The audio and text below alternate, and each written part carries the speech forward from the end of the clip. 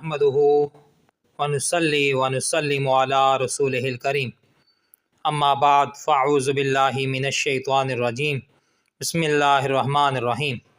हुज़ूर अकरम रहमत दो आलम सल्लल्लाहु अलैहि व आलिहि वसल्लम ने इरशाद फरमाया कि जब तुम किसी मुर्दे को दफनाओ तो एक शख्स उसके सर वाली साइड पर बैठ जाए। जब दीगर तमाम अफराद चले जाएं और वो शख्स अकेला रह जाए तो वो बैठा हुआ शख्स मुर्दे को मुखातब करके कहे कि ए फ़लाँ इब्ने फ़लाना, यानी मुर्दे का नाम और उसकी वालिदा का नाम ले। सहाबा कराम रिदवानुल्लाहि ताला अलैहिम अजमाईन ने अर्ज़ की कि या रसूलल्लाह सल्लल्लाहु अलैहि वसल्लम, अगर उसकी वालिदा का नाम ना पता हो तो फिर क्या कहें? तो हुज़ूर रहमतुल लिल आलमीन अलैहिस्सलातु व तस्लीम ने फरमाया कि उस शख्स की निस्बत हव्वा की तरफ कर दें। मिसाल के तौर पर उस शख्स का नाम जावेद है तो जावेद बिन हव्वा कहें। जब पहली मर्तबा मुर्दे को पुकारा जाएगा तो मुर्दा सुनेगा मगर जवाब नहीं देगा। जब थोड़ी देर बाद दोबारा पुकारेंगे तो मुर्दा उठकर बैठ जाएगा और इसी तरह तीसरी मर्तबा जब पुकारेंगे तो मुर्दा कहेगा अल्लाह ताला तुम पर रहम करे, मुझे कुछ तलकीन करो।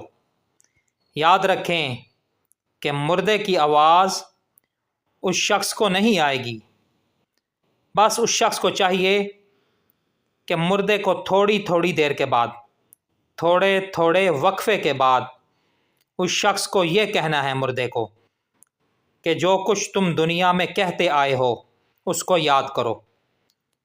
यानी ये कि तुम्हारा रब अल्लाह ताला है, तुम्हारा इमाम कुरान है, तुम्हारे रसूल मोहम्मद सल्लल्लाहु अलैहि व आलिहि वसल्लम है और तुम्हारा दीन इस्लाम है।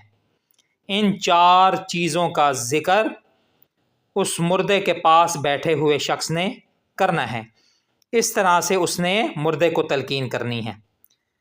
हुज़ूर रहमत लिल आलमीन अलैहिस्सलातु व तस्लीम फरमाते हैं कि जब मुर्दे को इस तरह तलकीन की जाएगी तो जिस वक्त मुनकर नकीर आएंगे उस मुर्दे के पास तो वो ये कहेंगे कि जिस शख्स को उसकी हुज्जत या दलील पहले से ही सिखा दी गई है उससे अब हम क्या सवाल करें, तो वो बग़ैर सवाल किए वापस चले जाएंगे।